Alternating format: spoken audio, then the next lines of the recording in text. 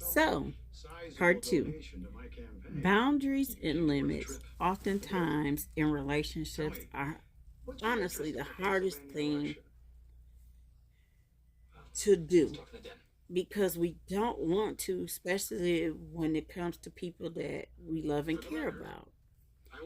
But sometimes it's best to do this simply because after so many times doing it repetitively,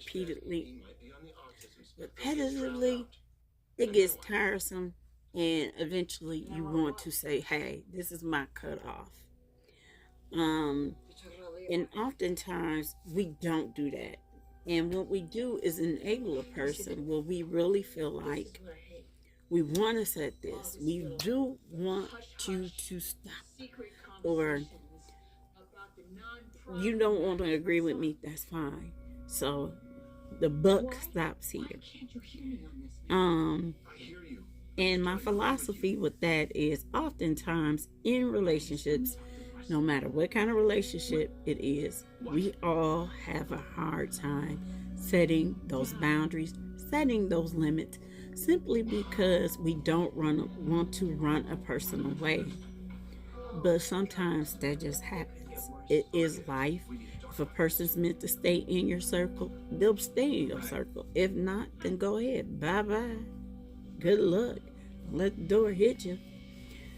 Because when we do that, we're letting them push us to a certain point that sometimes may take us to the point of no return. And it might come to where there are words that are spoken that you can't take back because once those words are said, they're out there. And oftentimes they become hurtful.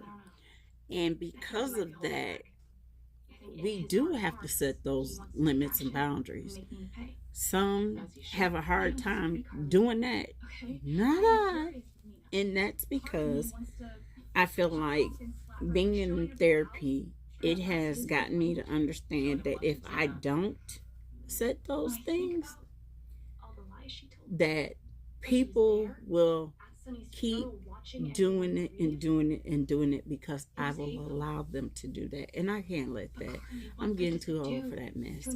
My thing is that we're not gonna go past that limit because if we go to that limit, then I might have to tell you how I really feel and really just cut you out. On to part three. Port Charles is lovely, don't get me wrong.